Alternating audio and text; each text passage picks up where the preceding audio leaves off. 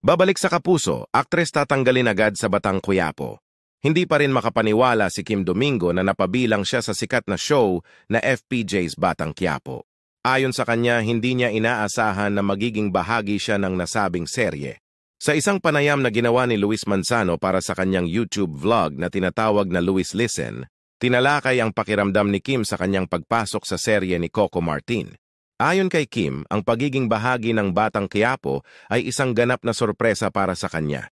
Nagbigay siya ng pasasalamat sa kanyang network, ang GMA7, na nagbigay sa kanya ng pagkakataong makasama sa proyekto sa ABS-CBN. Isinalarawan ni Kim ang karanasang ito bilang isang magandang pagkakataon, lalo na para sa mga artist na hindi nabibigyan ng regular na show. Videos in comment.